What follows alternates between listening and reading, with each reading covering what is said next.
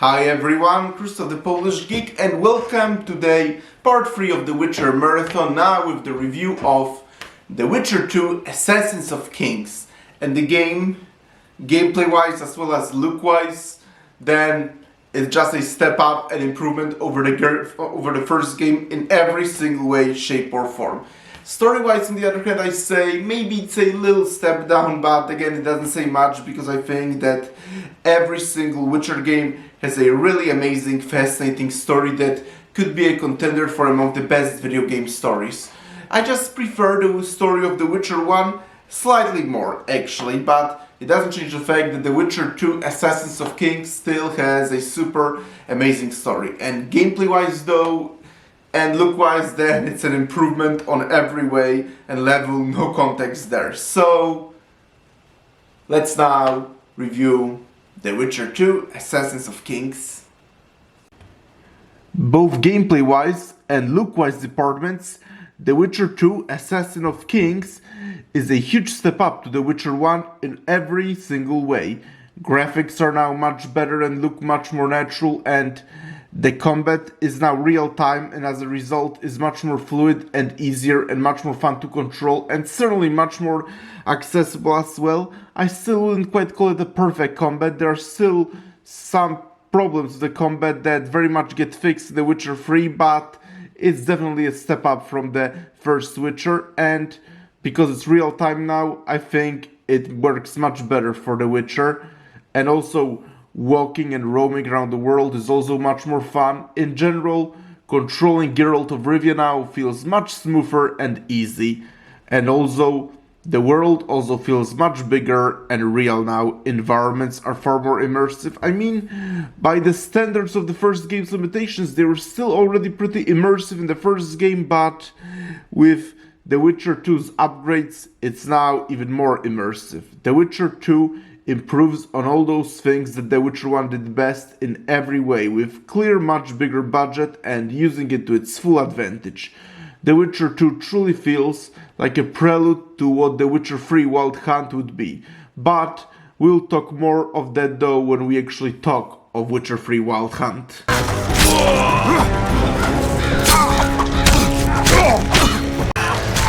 And just as the first Witcher, there is still a pretty good enemy variety. Monster-wise though, I wouldn't say it's quite as varied as The Witcher 1, but on the other hand, it's much more varied when it comes to fighting humans, because there are lots of more different unique models when it comes to human enemies. And in the context of the game also, it makes perfect sense that there are more human enemies. There are still plenty of monsters though, taken straight out of the first game, and with much better graphics and looks, they also look much better. The game still though doesn't have much fast travel, which means that there's still a lot of backtracking, but it's nowhere near as tedious as it is in the first Witcher. It's actually quite fun here, and I sometimes forget even I'm backtracking. I never actually get bored here of backtracking. What? The Witcher 2 also has by far the best boss battles in all three Witcher video games. There's the Karen, of course, which is basically The Witcher's version of the Kraken, and it even looks somewhat like the Kraken from Pirates of the Caribbean, maybe intentional. And Karen is possibly my favorite boss in all three Witcher video games. Certainly gameplay, look, and mechanic-wise at least. Maybe not necessarily emotionally-wise, but it's a different story. And there's also Drog, a giant wraith, on the battle. Yep, The Witcher 2 Assassin of Kings certainly has the largest and coolest boss battles in all three Witcher video games. Sad that there are only few of them. It seems like the creators decided to make very few boss battles, but make up for it by making them as awesome as possible.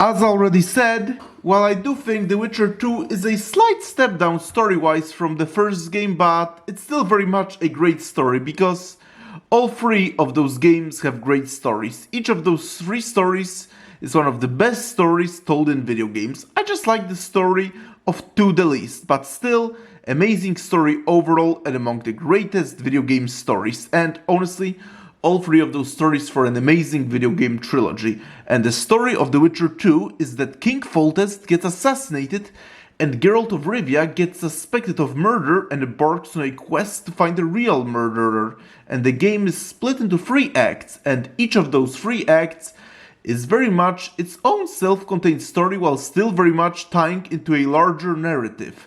Plus, each of those 3 acts feels so unique and different from the previous one, yet all wonderfully fit into the story and the world building of the world of The Witcher. Replaying those stories is even more fun when you see how plenty of those plot points will actually nicely tie into The Witcher 3.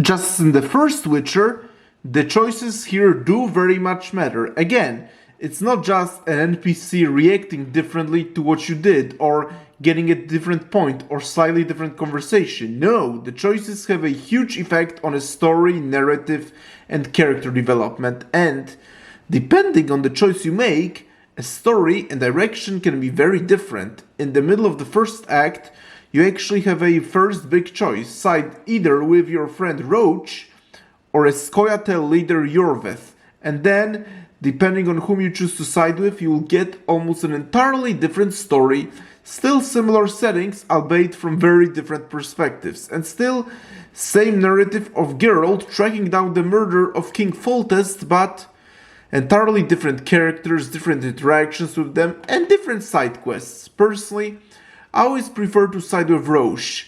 I sometimes side with Yorveth for some change, but I much prefer to side with Roche. I just love his character, and besides, it seems like a logical choice that Geralt would very much do. Plus, I prefer the stories in acts with Roche.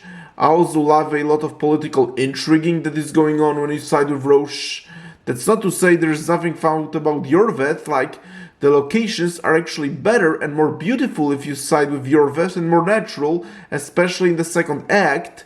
And I also really love the elven and dwarven town of Vergen, and if you side with Yorveth, you spend most of your time of chapter 2 in Vergen, plus hanging and joking around with the dwarves is really fun. And you learn even some interesting details about the lore too, and even an interesting twist about the character of Saskia. That twist I feel should just happen in both stories, although don't see how it would be possibly happen in Roche's story, but oh well. I ultimately prefer siding with Roche, since I do think that's also a far more logical path, and it feels so natural and in line with how the story would actually progress. But Yorveth still very much has his merits, and I actually recommend trying both. I recommend to both side with Roche and Yorveth on your separate playthroughs. The way I personally see it is that Roche path is the main story path, for me at least, while Yorveth is what if, like what if's version, like what if scenario if Geralt chose to side with Yorveth. This time the main villain of the game is a Witcher Letho, and spoiler alert, he's the real assassin behind King Foltest, and I already talked briefly about him when I discussed the main villain of the first game, and I think Letho is a perfect example of a villain that's actually very, very sympathetic, and how I talked of Jacques the Oldesberg, who certainly had a tragic and relatable backstory, but still very much remained a ruthless and evil villain that by all means had to be stopped. Letho, on the other hand, is very sympathetic in every way, and it's not to say that it's a bad thing. Sympathetic villains do work sometimes, especially if it's done in service of the story like it is here. And plus, he's very much also balanced by evil arc villains like Bernard Loredo from the first arc in Flotsam or King Henselt in the second arc. Though, that also brings us to one problem I actually do have with the game, and the problem is that I would very much change. Because in the end, you actually have a choice to either fight Letho or let him go, and if you choose to fight him, he's the final boss, and a pretty cool one, and you kill him. I actually generally don't like killing him. I think he's very sympathetic and his role in The Witcher 3 later is awesome, but at the same time, I also do love fighting him, and as a result, I often save the game and fight him and then reload to spare him. But I just wish there could be a way to just fight him anyway and then spare him after defeating him, because honestly, it feels kinda anticlimactic to just avoid fighting the dude you've been chasing throughout the whole game. And as already been saying, you do have a choice in Act 1 to either side with Roach or Yorveth, and depending on who you side with, you get a practically entirely different experience playing this game, and that very much includes the side quests as well, because if you side with Roach or Yorveth, you actually get entirely different side quests, generally involving the characters in the act that you get depending on whom you sided with. And in each of the 3 acts, as I already said, once you complete the act, then you're locked out of completing your side quest. But what I love so much about it is that, well, The Witcher 3 Wild Hunt, but we'll talk more about it when we actually get to The Witcher 3 Wild Hunt, but yes, The Witcher 3 Wild Hunt is a pure open world game, but The Witcher 2 Assassins of Kings, kind of like the first Witcher, is a very linear game, but the creators done a fantastic job at making the game linear without actually feeling linear, because each of the 3 acts is kind of located in its own little hub world full of side quests, and as I already said, it's pretty easy to get lost doing all those side quests. And I just love the level design of this game, as I just said. Basically, the creators did a really awesome job of making the game linear without actually feeling linear, because as I said, each small hub, each act is basically its own open world. I mean, confined to the area that you're in, but still.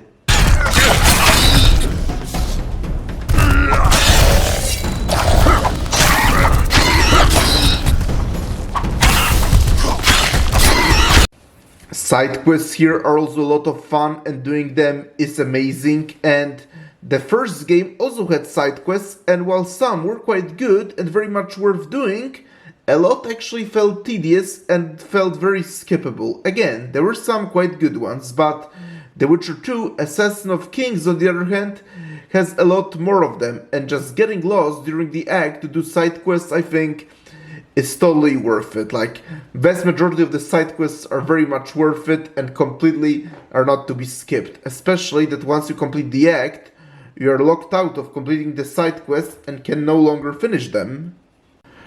I also really love how a lot of the side quests are actually very much story-wise interconnected with the act that you're right now playing.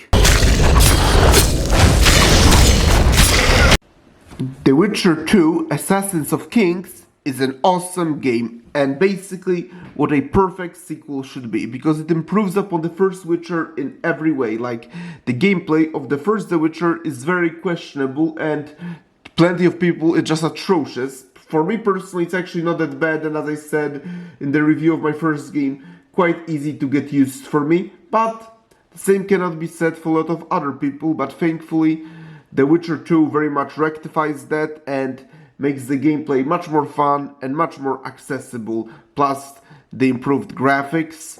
The one department where I think that it doesn't improve upon the first Witcher is the story, but then again, it still has an amazing story of its own, and the story of The Witcher 1 was so amazing that it was admittedly a pretty tough act to follow to improve upon the story, but what matters is that it's still very much a great story and a great follow-up to the story of The Witcher 1, and a perfect setup for a huge masterpiece, which I'm gonna review soon on November 11th, Polish Independence Day, The Witcher 3 Wild Hunt. But still, The Witcher 2 Assassins of Kings is awesome, and if you have a means to play it, I suggest you do play it as well.